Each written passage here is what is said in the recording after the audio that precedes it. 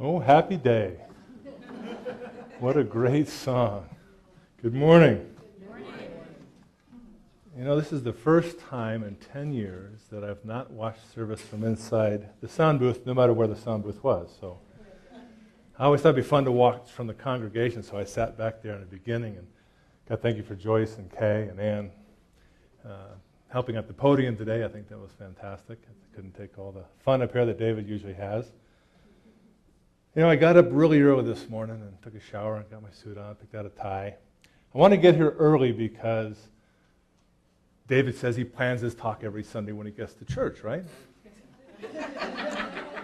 Well, I got here at about 7 o'clock this morning, and I walked around, and I was waiting for inspiration.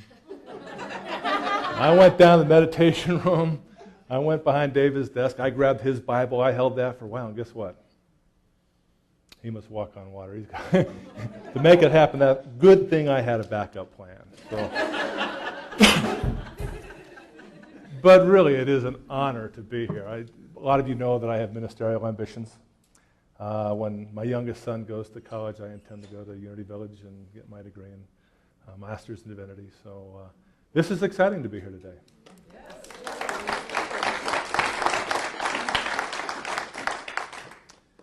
A matter of choice. Do we always get to choose? Sometimes we do, sometimes we don't. This morning we got up, we chose what time we got up, chose what we had for breakfast, chose if we wanted to come to church or not, what direction we were going to come, what we're going to have for lunch maybe later today, what we're going to do after church. Chose the music we listen to on the radio. We choose our friends. And sometimes we choose who to forgive, who to not forgive, who to love, who not to love. But we don't always get to choose. Do we choose if people treat us fairly? Do we choose if somebody steals from us, if they talk badly about us? Do we choose if somebody makes fun of us?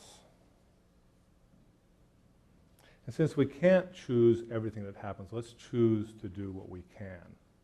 We can choose how we show up. We can choose how we respond. A lot of you guys know that back in October, my house got burglarized. And I was talking to my oldest son Friday night about telling this story. He says, "Dad, I'm not sure everybody can relate to being burglarized." And so I said, well, I'll make sure I give a little bit of a lead up just because it's something you never want to do. And I certainly don't want to do on purpose.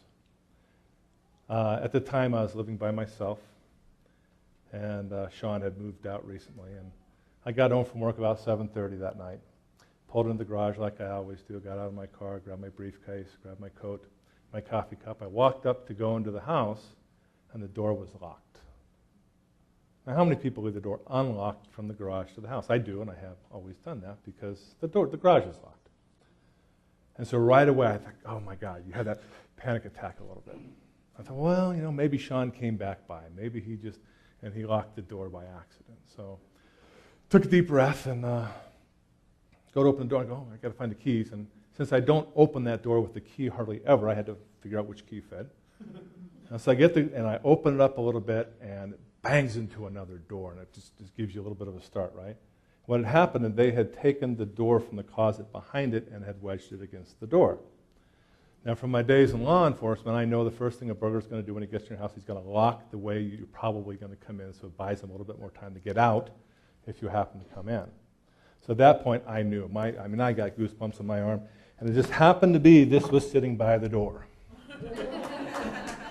One of the kids must have left it there. And I thought, I grabbed this. And this is where all these things happen that aren't supposed to happen. Rage, fury, God, I hope I can find somebody I just want to take them. I mean, you just, everything. And you go in the house, and I'm looking, and I see the family room, and there's stuff all over the place, and I see what they got in the house. The curtains are always closed because there's no plants in that room. And they had busted through the windows, moved that out of the way, crawled over the couch. And I'm looking at all this stuff on the floor, and I'm going, oh my God. Then I remember also that when they lock the door, because they can boogie out the front door, so I run over to the front door, bat in hand, I'm ready. And I really wanted to find somebody there, is that right? I mean, I had this in hand. I was hoping. And I know that that's not what I'm supposed to do. So the front door is locked. And the deadbolt's not, so I figured that good chance that they already left. But still, I thought I heard something upstairs. So I start to go upstairs, and I'm going up the stairs. And at the top of the stairs is a landing, and there's a bedroom to the left, the bedroom to the left, the bathroom straight ahead, and my room to the right. Kind of in a half circle like that. And all the doors are open. Now, my sister's a firefighter, and she's taught me long ago, close all the doors in your house, because if there's ever a fire, it'll slow the process of a fire. So all the doors are open. So again, that violation, that rage just jumps out at me.